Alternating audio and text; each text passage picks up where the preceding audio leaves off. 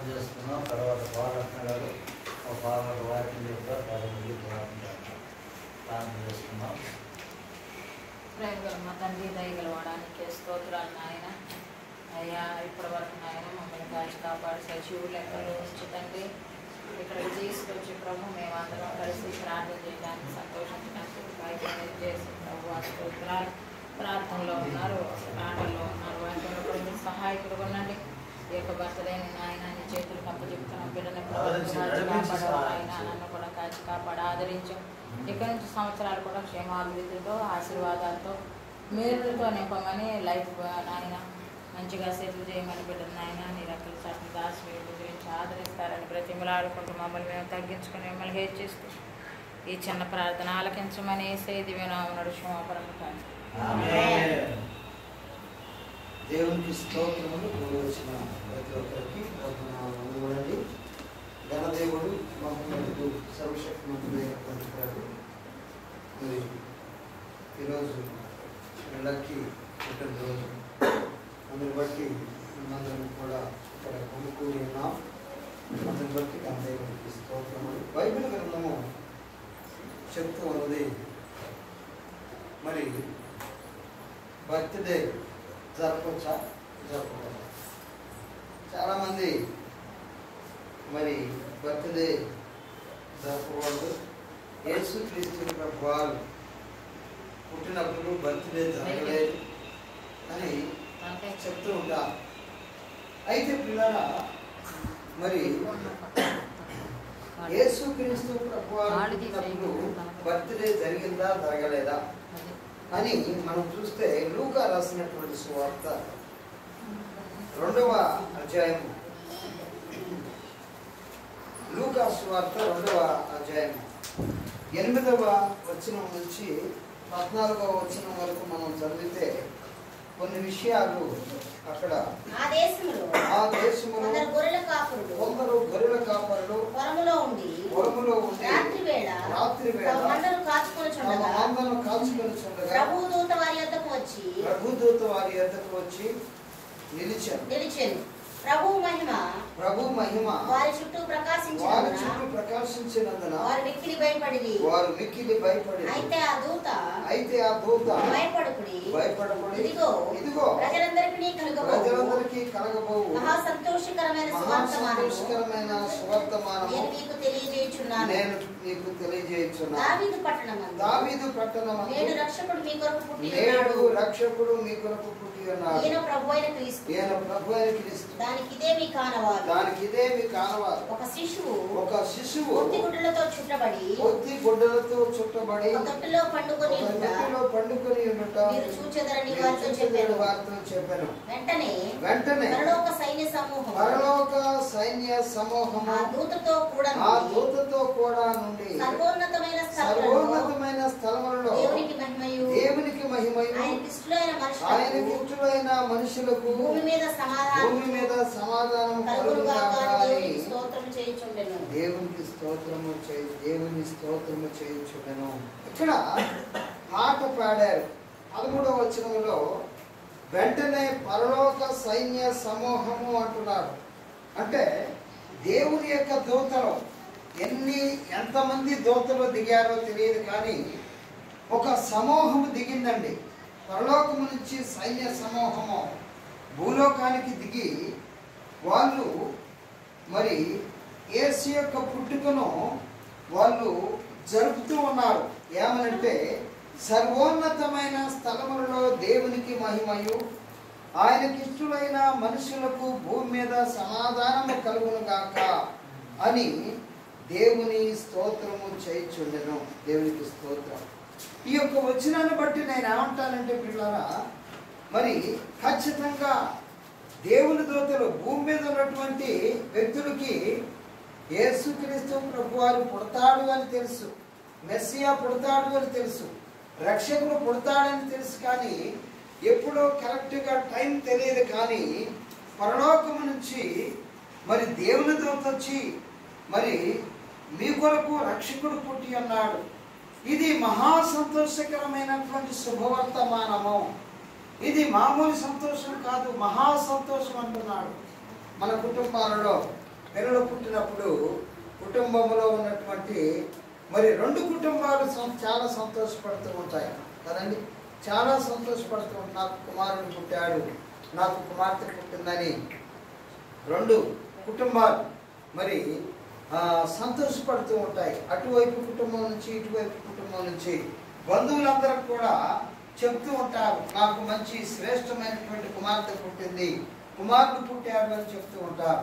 ఇక్కడ యేసు యొక్క పుట్టుక ప్రపంచ చరిత్రను మార్చింది కనుక, ఆయన మరి కాలాన్ని డివిజన్ చేసిన వాడుగా ఉన్నాడు కనుక, ఈ యొక్క ఆ యేసు యొక్క పుట్టుకనే ఇక్కడ అంటున్నాడు దేవుని దూత ఏమంటున్నాడంటే, మహా సంతోషకరమైనటువంటి శుభవర్తమానము. ఇది మామూలు సంతోషం కాదు, మహా సంతోషకరమైనటువంటి శుభవర్తమానము నేను మీకు తెలియజేయుచున్నాను. ఏంటి అంటే, దావీదు పట్టణమందు నేడు రక్షకుడు మీ కొరకు పుట్టి ఉన్నాడు. దావీదు పట్టణంలో పుట్టాడు, దావీదు కుమారుడుగా పిలువబడబోతున్నాడు. ఈ కుమారుడు ప్రపంచానికి లోక రక్షకుడుగా ఉంటాడు. దేవునికి స్తోత్రం. ఈ కుమారుడు ప్రపంచం కోసం బలి కాబోయేటువంటి వాడుగా ఉంటాడు. ఆయన అద్భుతాలు, సూచక్రియలు, మహత్కార్యాలు జరిగించేవాడుగా ఉంటాడు అని మహా సంతోషం అంటున్నాడు. దేవునికి స్తోత్రం. ఆ యొక్క దేవుని దూత మహా సంతోషం అంటమే కాకుండా ప్రియులారా, ఆ యొక్క దూత యొక్క సమాచారం అందిస్తూ ఉంటే ఆ దూతతో పాటు సమూహము పరలోకం నుంచి దిగిందట. దిగి వాళ్ళు పాట పాడుతున్నారు, సర్వోన్నతమైన స్థలములలో దేవునికి మహిమా, భూమి మీద తనకిష్టులకు సమాధానము, సమాధానము, సమాధానము, సమాధానము.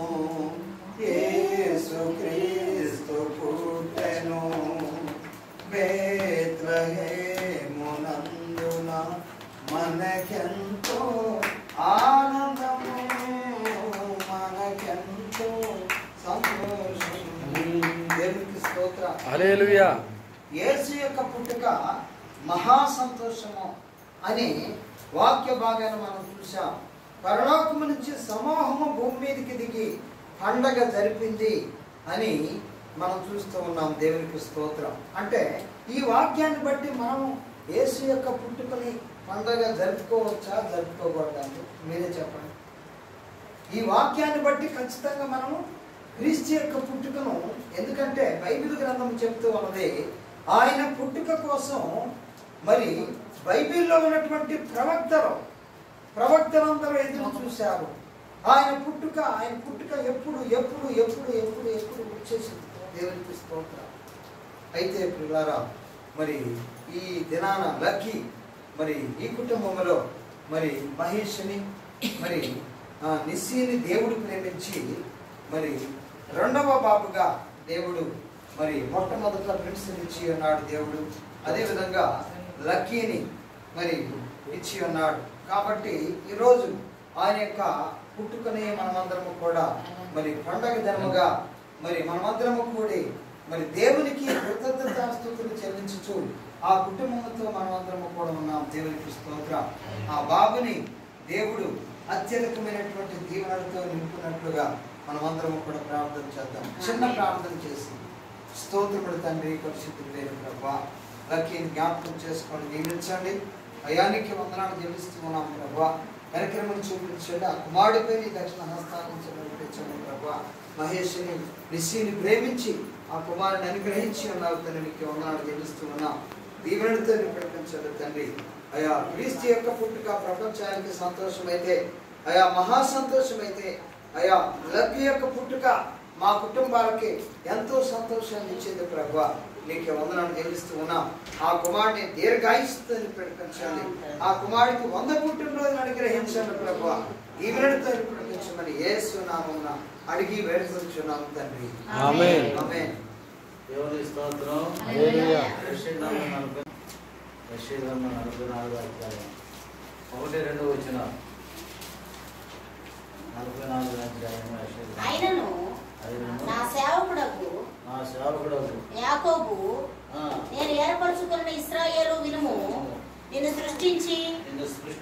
గర్భంలో నిర్మించి నీకు సహాయం చేయువాడైన యెహోవా ఇలాగ సెలవిస్తున్నాడు, నా సేవకుడు యాకోబు నేను ఏర్పరచుకొనిన యెషూయాను భయపడకు. నేను దప్పిగల వారి మీదను నేలను ఎండిన భూమి మీద ప్రవాహ జలములను కుమ్మరించెదను. ఈ సంతతి మీద నా ఆత్మను కుమ్మరించెదను. నీకు పుట్టిన వారిని నేను ఆశీర్వదించెదను. నీటి కాలువల యొద్ద నాటబడిన నిరవంజి చెట్లు గడ్డిలో ఎదుగునట్లు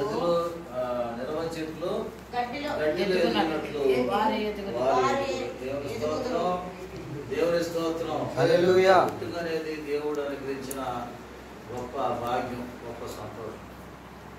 మరి ఏ సమయంలో ఎక్కడ ఎవరికి ఎలా కలగజేస్తాడో అది దేవుని ఆధీనంలో ఉంది, దేవుని స్వాధీనంలో ఉంది.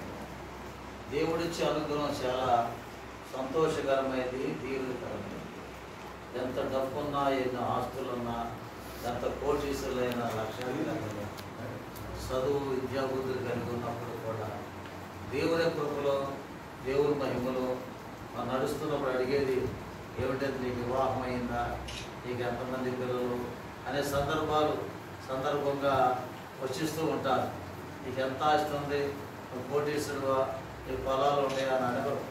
కనుక నీకు పెళ్ళి అయిందా, పిల్లలు ఉన్నారా, నువ్వేం చదువుకున్నావు, ఈ సందర్భాలు అడుగుతూ ఉంటారు.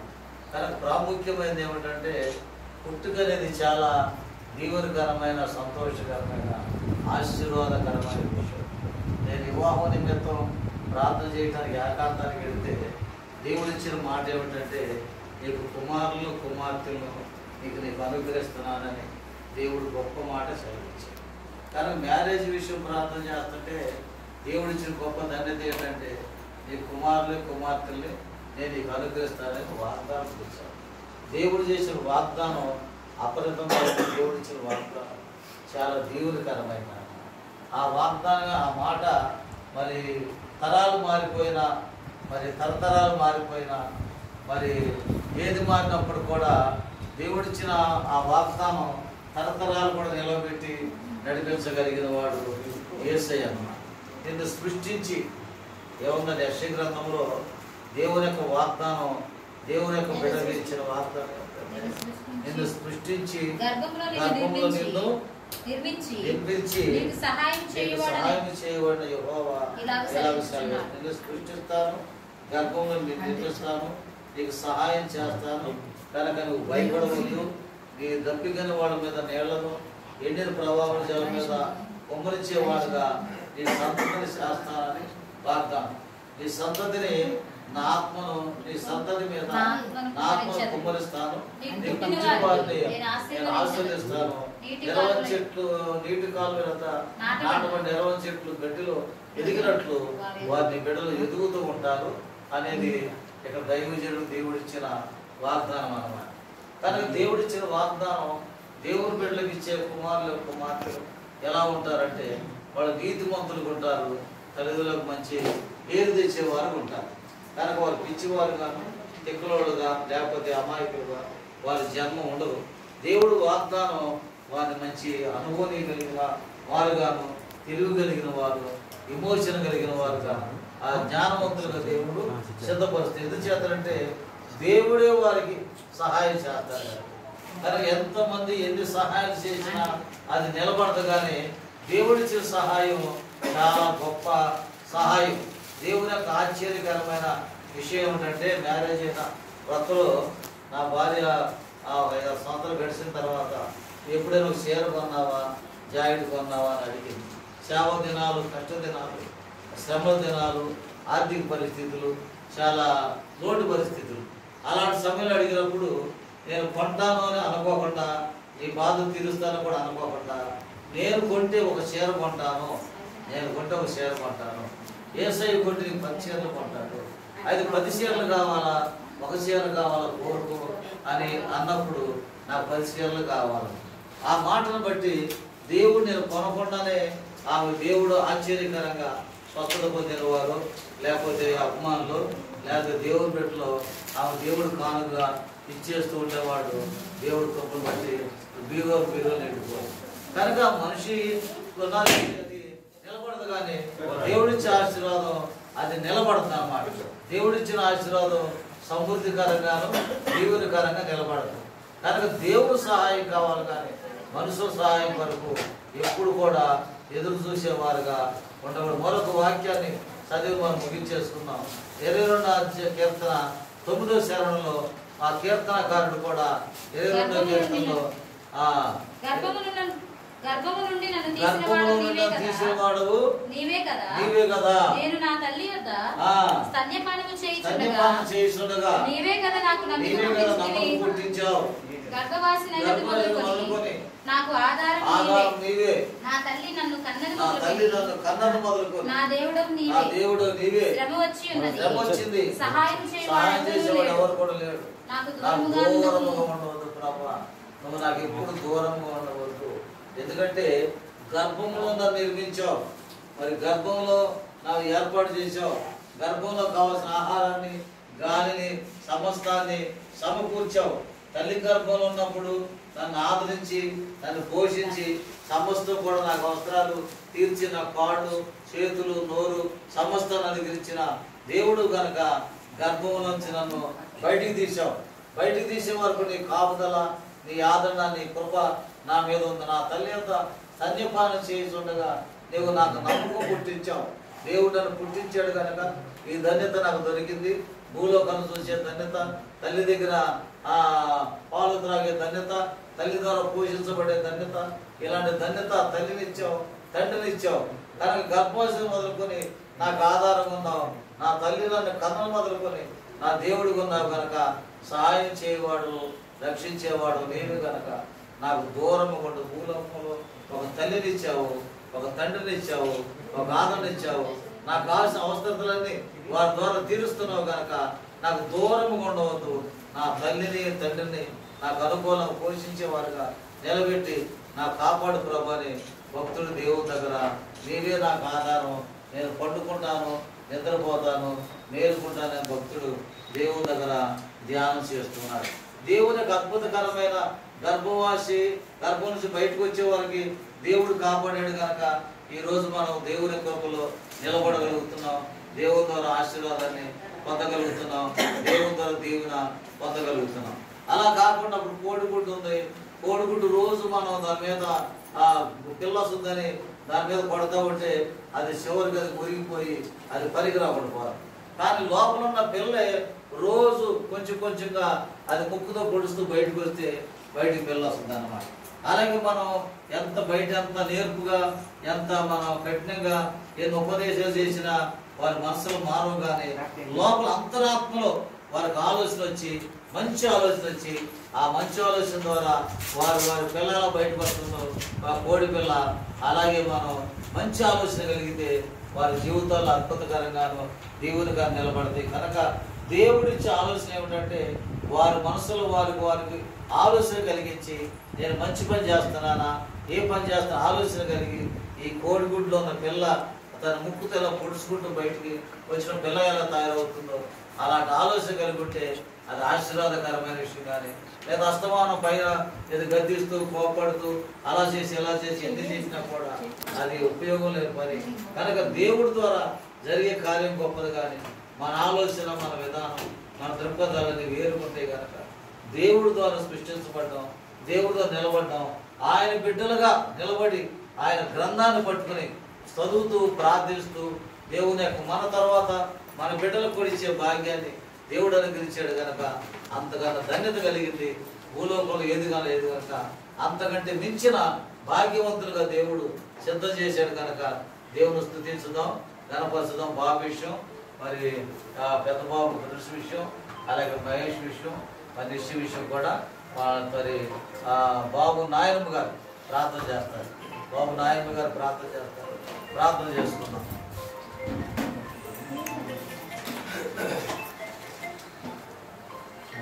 ప్రార్థన. కృపాసత్య సంపూర్ణమైన మా పరమ తండ్రి, అయ్యా ఈ యొక్క మధ్యాహ్న సమయమందు అయ్యా 2-3గా కాకుండా అనేక మందిగా కుటుంబాలుగా కూడుకునే ధన్యతను మాకు అనుగ్రహించినందుకు వందనాలు ప్రభా. ఇదిగో మరి చెన్నై పట్టణం నుంచి నాయన నీ దాసుని దాసురాలను నాయన వారిని మా మధ్యకు తోడుకొచ్చినందుకు నీకు స్తోత్రాలు వందనాలు చెల్లించుకుంటున్నాం. ఇప్పటి వరకు నాయన ఏ సందర్భంలో మేము ఈ విధంగా సమకూడి ఉన్నామో నువ్వు ఎరిగిన దేవుడు ప్రభా. అయ్యా ఇదిగో తండ్రి నాయన మహేష్ని బట్టి నిస్సేని బట్టి నిన్ను స్తుతిస్తున్నాం ప్రభా. ఆ బిడ్డలు ఇరువురిని ప్రేమించి వారికి ఇచ్చిన సంతానము, మొదటి సంతానంగా ఉన్న ప్రిన్స్ని బట్టి నీకు వందనాలు, మరి రెండో సంతానంగా ఉన్న నాయన జోయాన్ని బట్టి కూడా నిన్ను స్తుతిస్తున్నాం ప్రభా. అయా బిడ్డలు ఇరువురిని ఆశీర్వదించి ఇంతవరకు నీ కృపలో భద్రపరుచుకుని కాపాడినందుకు వందనాలు ప్రభా. ఇదిగో నాయన లక్కీ విషయంలో ప్రభా మరి గత సంవత్సరం అంతా నీ కాపుదల భద్రతనిచ్చావు. తల్లి గర్భంలో పిండమై ఉండగానే నువ్వు ఏర్పాటు చేసుకుని చూస్తే దేవుడుగా నీవు ఉన్నావు ప్రభా. అందుకని నేను స్తుతిస్తున్నాం ప్రభా. మరి ఈ సమయంలో ప్రభా బిడ్డ నాయన జన్మదినాన్ని పురస్కరించుకుని మేమందరం కుటుంబాలు కలిసి ఈ విధంగా నిన్ను ఆరాధించే భాగ్యాన్ని ఇచ్చినందుకు వందనాలు ప్రభా. ఆ బిడ్డని ఇంకా నువ్వు దీవించండి. రానున్న వచనాలన్నింటిలో ఈ దయా కిరీటాన్ని నా బిడ్డ పైన ఆవరింప చేయండి. జ్ఞానం అందును, బుద్ధి అందును, వయసు అందును, ఆధ్యాత్మికంగా ఆరోగ్యకరముగా అన్ని విధములుగా బిడ్డ పట్ల నీ కృపను విస్తరింపచేసి ఆశీర్వదించి అయా అటు నా అమ్మమ్మ తాతయ్యలకు కుటుంబాలకు, ఇటు నాయన నాన్నమ్మ తాతయ్య ఉన్న మా కుటుంబాలకు నాయన తల్లిదండ్రులుగా వారికి దీవెనకరముగా సంతోషదాయకముగా అన్నిటికీ మించి నీ నామానికి మహిమకరముగా నాయన ఆ బిడ్డని నాయన జీవింపచేయమని వేడుకుంటున్నాం. ఈ కుటుంబాన్ని దీవించి ఆశీర్వదించమని కూడి వచ్చిన ప్రతి బిడ్డను బట్టి నిన్ను స్తుతిస్తూ మహిమ ఘనత ప్రభావం మీరే పొందుకోమని అడుగుచున్నాం తండ్రి. శక్తివంతుడా దయగలిగిన మా ప్రభువా, కృపా సమృద్ధి కలిగిన మా తండ్రి నీకు వందనాలు చెల్లిస్తున్నాం. బిడ్డలిద్దరు ప్రేమించి ఆదరించి నడిపించి రెండవ భావం మీరు సిద్ధపరిచిన గొప్ప దేవుడా, ఈరోజు మా ప్రభు పుట్టినరోజు సందర్భంగా కుటుంబీకులందరూ పిలిచి మా ప్రభ అయ్యా వారి పెదనాన్ని మా ప్రభ అలాగే నా తాతని నాయనమ్మని తాతని మామని ఈ కుటుంబాలను కూడా నడిపించి ఆదరించిన గొప్ప దేవుడిని వందనాలు చెల్లిస్తున్నాం. ఆ బిడ్డకు మా ప్రభ పూర్వీకులు అయ్యా తలగా నిలబెడటానికి ఇచ్చిన విధానాన్ని బట్టి మీ అపారమైన ప్రేమతో మీ కాపుదలతో మీ ఆత్మతో సంధించి నడిపించి సహాయం చేసి ఆదరించి కాపాడు బలపరచండి. ఆ బిడ్డల విషయంలో మా ప్రభ తాతల విషయంలో నాయన విషయంలో మా విషయంలో ఎంతో ధన్యత చూడటానికి ఇచ్చిన భాగ్యాన్ని బట్టి నీకు వేలాది స్తుతులు స్తోత్రులు చెల్లిస్తున్నాం. ఈ అపారమైన ప్రేమతో రైతులకు సహాయం చేసి మా ప్రభ ఈరోజు పుట్టినరోజు సందర్భంగా ఆ బిడ్డను దీవించండి, ఆస్వాదించి నడిపించండి, మీ సహాయం అందించండి మా ప్రభ. ఏది లోటు లేకుండా, ఏది కొరత లేకుండా, ఏది పొదువు లేకుండా దినదిన కూడా మీ కాపుదల మీ ఆదరణ మీ కృప దయచేయండి. ఈరోజు సంతోషంగా మమ్మల్ని ఉండండి, నడిపించే విధానాన్ని బట్టి మీకు వందనాలు చెల్లిస్తున్నాం. మీ బిడ్డలకు ఇచ్చిన దానిలో మా అందరికి ఆతిథ్యం ఇవ్వడానికి కూడా మీ బిడ్డలు బలపరిచిన విధానాన్ని బట్టి నీకు వేలాది స్తుతులు స్తోత్రం చెల్లిస్తున్నాం. ఆశ్చర్యకరంగా, అద్భుతకరంగా, మహిమకరంగా మా ప్రభ దీవెనకరంగా నింపి సహాయం చేసి కాపాడు బలపరిచి మీరే మా ప్రభు ముందుండి నడిపించే సంస్థలు కూడా మీ ప్రభుత్వానికి సహాయం చేసి ఆదరించి కాపాడు బలపరిచి అలాగే దైవజనులు మా ప్రభ అక్షరాన్ని మా ప్రభు కూడా నడిపించే విధానాన్ని బట్టి నీకు వేలాది స్తుతులు స్తోత్రం చెల్లిస్తున్నాం. వారి పక్షాలు కుటుంబ పక్షాలు మీరు తోడుకుంటే మా అందరి పక్షాలు మీరు తోడుకుంది ఆదరించి నడిపించి సహాయం చేయాలి. మా పరిస్థితిలో మరణం పొంది నేను యేసుక్రీస్తు నామములో అడుగుతున్నాము తండ్రి. పరలోకమందున్న మా తండ్రి నీ నామము పరిశుద్ధపరచబడుగాక. నీ రాజ్యము వచ్చుగాక. నీ చిత్తం పరలోకమందు నెరవేరుగాక. మాకు కావాల్సిన దయచేయండి. వాటిలో క్షమించిన ప్రకారం మాకు క్షమించండి. మమ్మల్ని శోధనలో తప్పించండి. ఎందుచేత రాజ్యము బలము శక్తి నిరంతరం నీవన్నావు తండ్రి. ఆమేన్. తండ్రి యొక్క ప్రేమ కుమారి కృప పరిశుద్ధాత్మ దేవుని యొక్క నిత్య సహవాసం మా అందరికి ఎల్లప్పుడు తోడుగుండును గాక. ఆమేన్. యేసు రక్తముకే జయం, ప్రవేశ రక్తముకే జయం, అపాధికి సర్వనాశనం. ఆమేన్ ఆమేన్ ఆమేన్. తాత నాయనమ్మ అలాగే దైవజనుల ద్వారా మరి ఏ కార్యక్రమం జరిగిందో